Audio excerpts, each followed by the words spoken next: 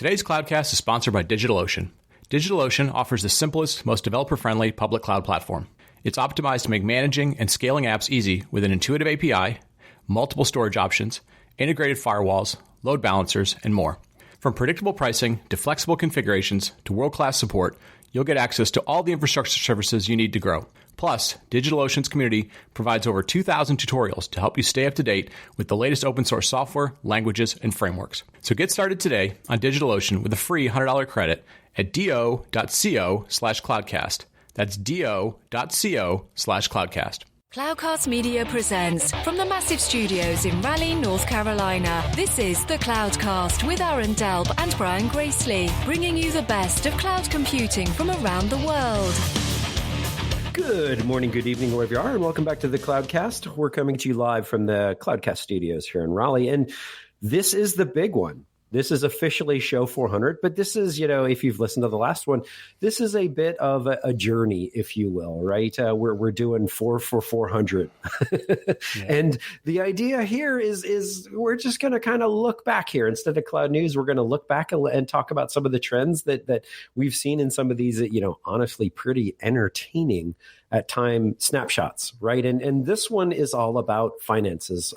Corey Quinn is going to be coming up next, and to really talk about a little bit of following the money and journey around all of that. But, let's kind of take a step back over the years and run through some of the numbers here. And so, Brian, for those that don't know, Brian keeps this, pretty awesome spreadsheet running in the background of all of our guests and then funding rounds and acquisitions. And it's pretty impressive. So, Brian, why don't you take everyone through some of the numbers and we'll kind of comment as we go through.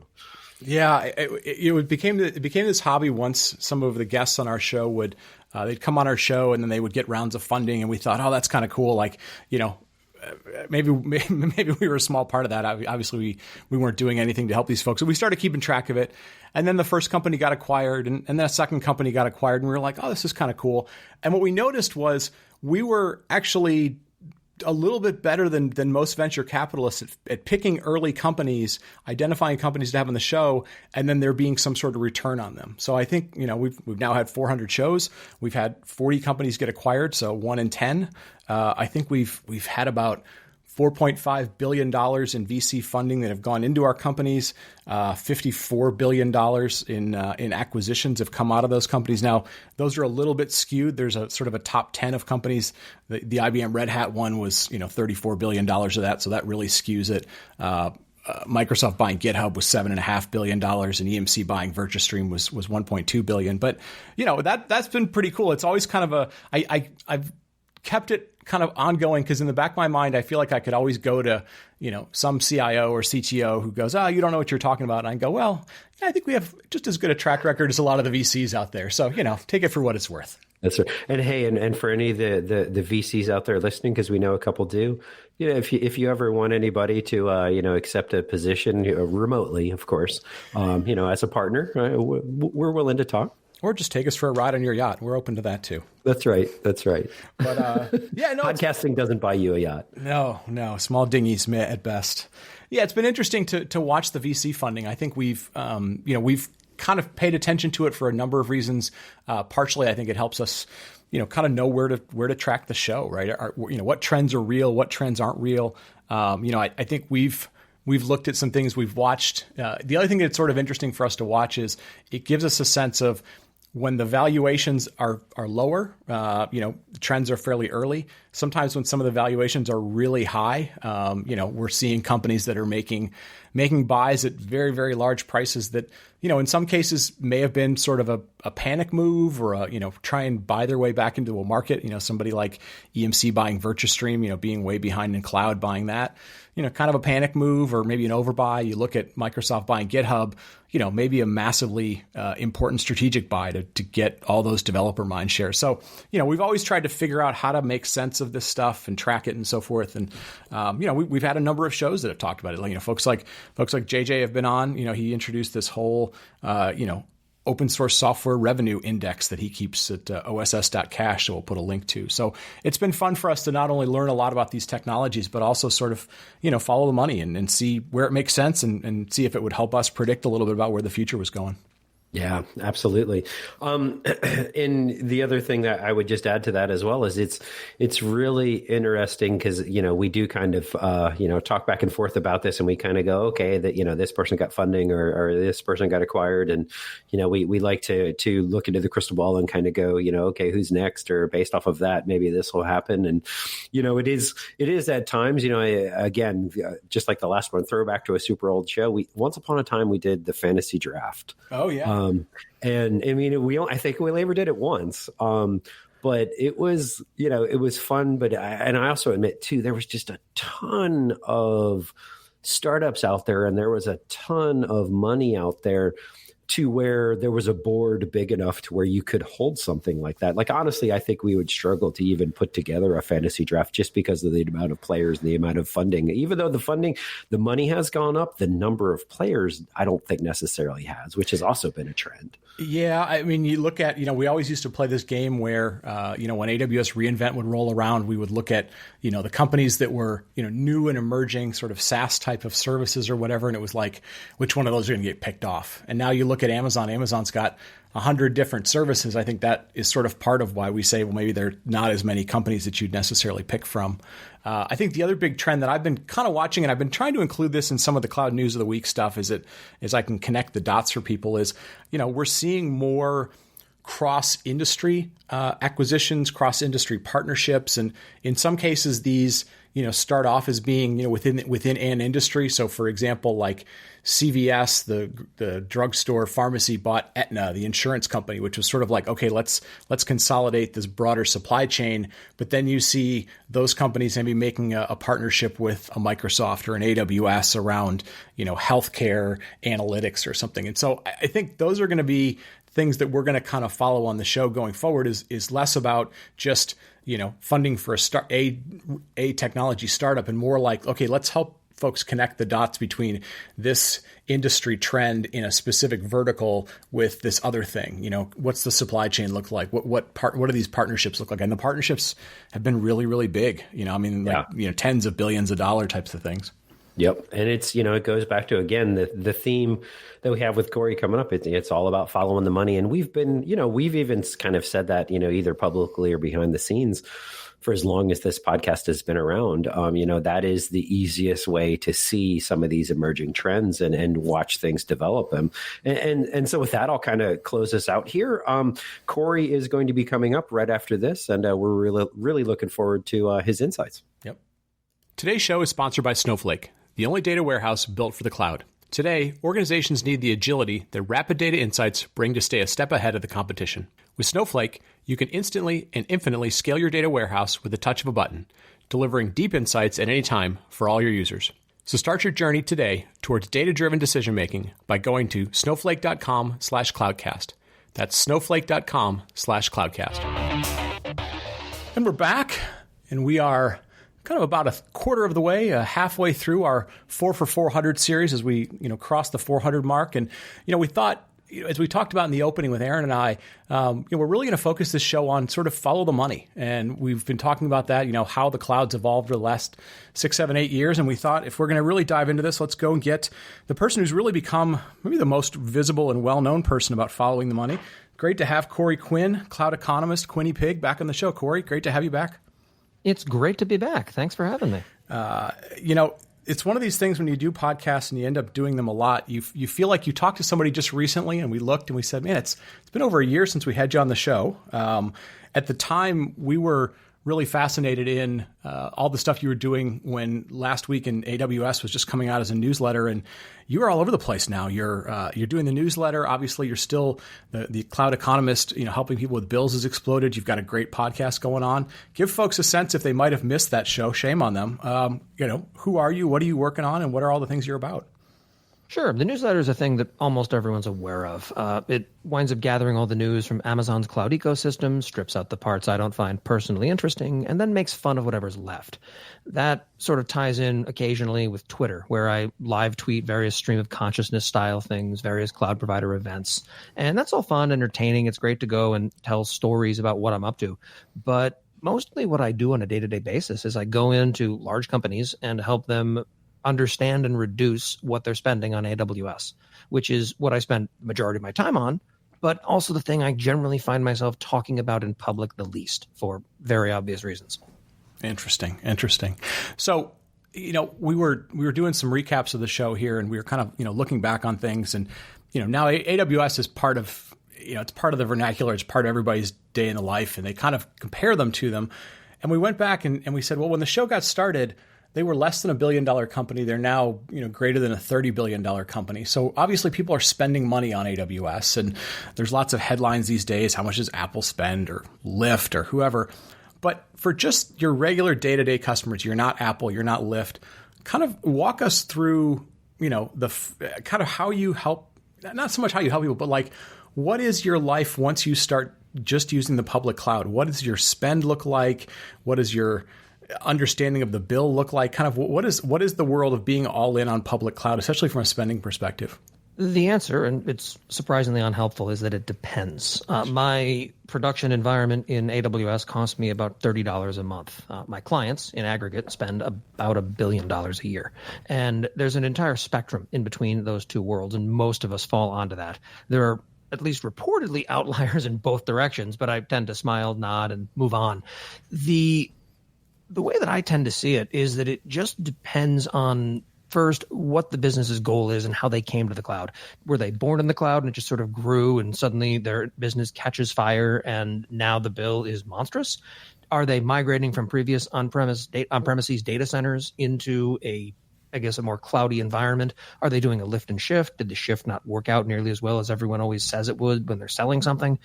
It comes down to more or less figuring out what it is that drives spend and what companies care about.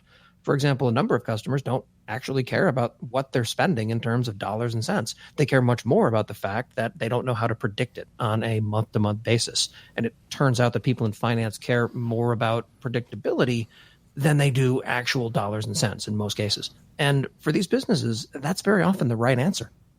Yeah.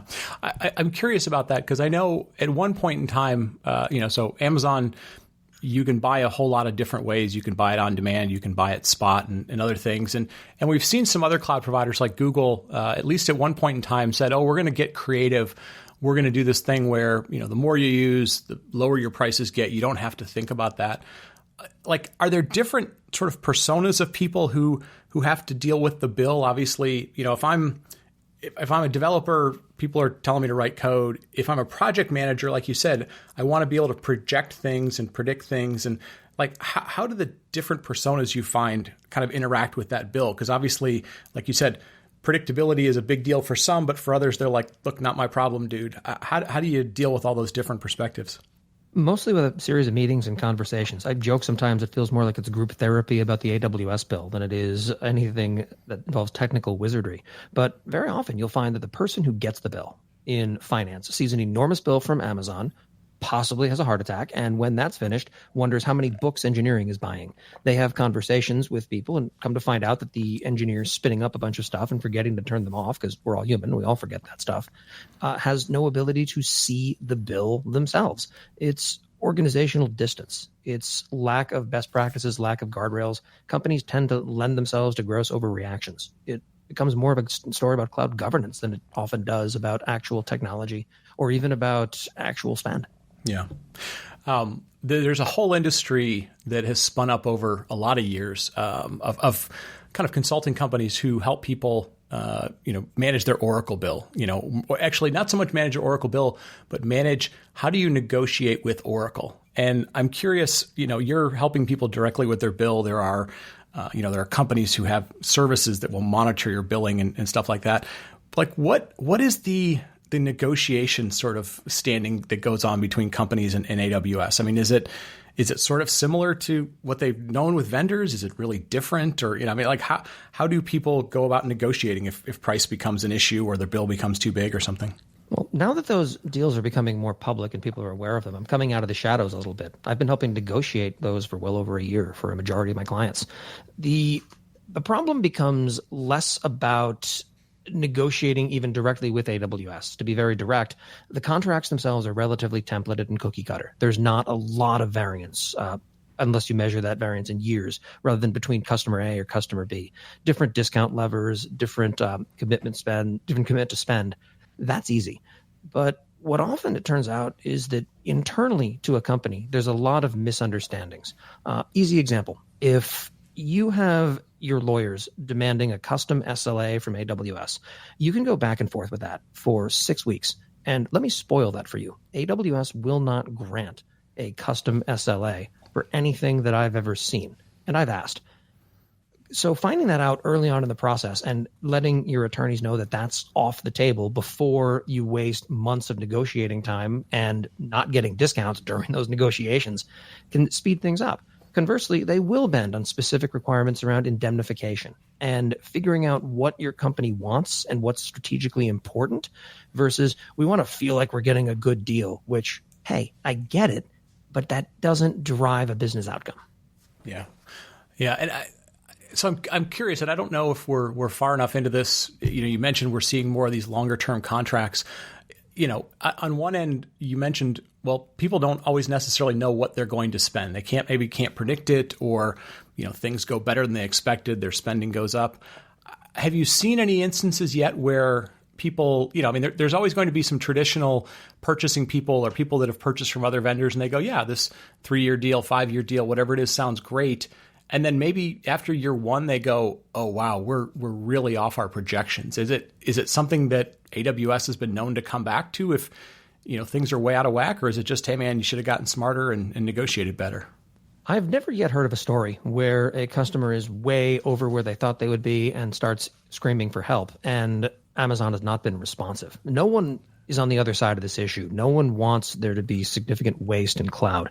The problem is that there's some things you can do upfront today that will blow off significant percentages from any given AWS bill, the low-hanging fruit. Like if you have $100 million a year spend, I can blow off $10 million in the course of a week. The second $10 million is going to require a bit of engineering rework, and the third $10 million is going to require taking hostages in Seattle, which we do only for our premier clients. The problem that you see as you go down this path is at some point you hit an area of diminishing returns, and the architecture that you chose in the early days does lend itself to a certain costing model. The challenge comes down at that scale is less about predictability than you would expect.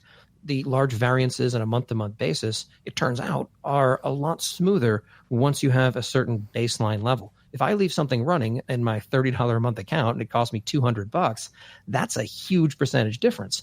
You sort of have to leave a second internet running to wind up moving a $10 million monthly bill into the $30 million a month range. Right. It generally tends to stabilize at that point, with obvious exceptions around monthly one-offs like purchasing reserved instances or whatnot. Gotcha.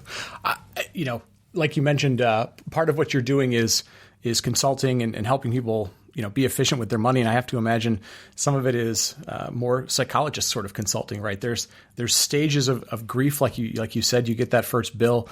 Like, how do you find ways that you have to become psychologists in that how much of it is uncertainty, how much of it's excitement that hey, we got past shadow IT and we're doing these cool things, and then there's this fear of like, yeah, my bill was $5 million last month, but will it be like?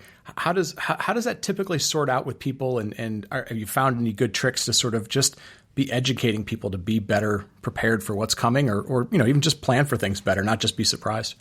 Well, one of the arguments I like to make when people say the cloud's expensive is always, well, compared to what? If you double AWS's current annual revenue and then keep going, you're at Dell's annual revenue in 2012. There's a reported $2 trillion IT industry. And with global cloud spend somewhere in the realm of 160 billion, these are still early days. The idea of being able to see what the benefits of this are is important. If you're moving from on-prem data centers into a cloud environment solely to save money, I've got some bad news for you. You're not going to hit short-term losses. You're not going to hit short-term returns on that. You are, however, going to discover pretty quickly that people's time is valuable. And that's something that's always easy to forget in these typical TCO calculations, where People are no longer focusing on, as Amazon likes to say, the undifferentiated heavy lifting. You don't need to hire a team of people whose sole job it is to run around data centers replacing hard drives all day. Having done that myself for a while, I don't recommend those jobs to anyone, but Amazon does that better than almost anyone else, except probably the other large cloud providers. There are economies of scale that make sense, and how quickly you can swap hard drives is not a differentiating factor for anyone's business. It's not about saving money, not in the strategic sense. It's almost always about speeding time to market. It's about in boosting velocity to get to your next business milestone. You're not going to be able to cost optimize your way into business success. Everyone on the internet exploded when Lyft mentioned that they were committing to, what was it, $100 million a year for a 3-year span or something like that on AWS.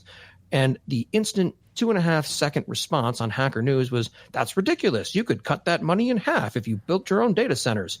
Wow, if only the people who took Lyft from a startup idea to a publicly traded company had bothered at some point to question a 9-figure line item in their budget. It's lunacy. They've done the numbers on this. And it turns out that when your company is losing $900 million a year, if you double your AWS bill or drop it to zero, it doesn't materially move the needle on your business and its success. And spending the level of capital investment to build out something equivalent to AWS, which, spoiler, is way more than $100 million a year in terms of staffing time, in terms of purchasing stuff with capital expenditures, it doesn't get you any closer to your goals and serves more as a distraction and loss of focus than anything else. Yeah, no, it makes sense, and it's, it is, like you said, it is the constant thing that people can never. I don't know what the phenomenon is, but people can't ever kind of wrap their head around a really big number because they always kind of apply it back to something that, like, oh, $100 million, that's the biggest number in the world because my salary is this, or that's what my home payment is, or my car payment, or whatever it is. And so, yeah, it is difficult sometimes to get people out of the perspective of sometimes big numbers aren't really big numbers in the bigger picture of things. We all fall victim to that. I take a look at what I charge my customers, then I take a look at what their AWS bills are, and there's more zeros on one of those than the other, definitionally, and it becomes a different story. People love telling other people that they're spending money incorrectly or that they're doing it wrong. And hey, I'm no exception to that. I wound up building an entire business around it. The difference is that I don't start off by assuming that the person's making poor decisions, because invariably they're not. Right. Do you see, obviously, AWS got started a number of years ago, very focused on, hey, build new things here. And over time, they've become, hey, there's no reason why all of your IT shouldn't run here. You live out in San Francisco. Obviously, you mentioned you're up in Seattle a bit. I would imagine you're seeing customers in broader and broader geographic regions. Are you seeing kind of the people that may have been more that traditional IT getting on board with this everywhere, or do you still see some geographicness to it? Does it still have, kind of a West Coast Silicon Valley nature to it, or is this just it's everywhere and it's just a matter of how fast people are going to get on board with it? I see a lot. I think that the net new story is always better when it comes to, do we do this in cloud or not? The answer to that is usually yes, with an asterisk next to it, because there's always weird exception cases.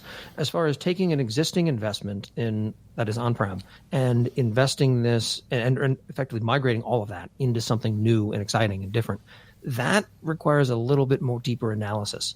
Not too much, though, because at some point you see companies who have spent a year and a half doing the number calculations on all of this, at which point maybe just pick a direction and go with it. You're not going to recoup this level of time and delay. Analysis paralysis is very real. We are seeing people transition historical workloads to the cloud. A common IT story as well that I think gets overlooked a lot is heavily regulated industries. They love things like Amazon Workspaces, runs a Windows desktop equivalent in an AWS region, and you just have a thin client or something like that locally. Suddenly, this makes an entire world of compliance, of management, of ensuring that people are doing what they're supposed to be doing. It becomes a lot faster. We're seeing more adoption of that than we are in, I guess, more relaxed companies who don't have that regulatory burden. It's really interesting to see. Every time I think I've seen everything and it's starting to get boring, all I have to do is go and talk to one more customer, and I'll discover something I hadn't considered before. Yeah. I'm continually amazed by the breadth of use cases people have. It's really been a humbling experience. At no point in my life will I ever again walk into an environment, see something that makes no sense, and come back with this is stupid. Instead, you come back with this there's very clearly a constraint. I'm missing. What is it? Because people don't generally set out in the morning hoping to make a terrible series of decisions today unless they work at Twitter. Yeah. You get a chance to see a lot of companies. You get a chance to see a lot of their bills. There's some good reports that come out that talk about people that have similar visibility, and they say, well, here's roughly the 5 or 6 biggest services that are driving Amazon revenue, and nothing super unusual. It's compute and it's storage and it's database as a service. EC2 still has a majority of global spend. Yeah, exactly. Has there been anything you've seen? Obviously, they're always coming out with new stuff, and sometimes we're like, that's sort of interesting. I wonder who requested that. Have you seen anything kind of just in terms of usage, maybe not necessarily spend, but usage that's making you think, okay, this is going to be the next big thing? And I would suspect maybe serverless might be, or Lambda might be the immediate answer. But like outside of that, are you seeing any other trends yet that haven't really completely bubbled up to the surface, but you're just seeing this new pattern people are using? Serverless is the easy answer on that. You're right. But a different one is also that I'm seeing a big push towards containerization. But what's strange about that, if you take a look at what most responsible grown-ups are doing with containers on AWS, historically, it's been ECS. Because EKS, their managed Kubernetes project, is still kind of sad. And Fargate is still fantastic, but I'm not seeing that adopted in huge numbers yet, because there was historically a bit of an economic issue that they've since fixed with a pricing change, but that's recent.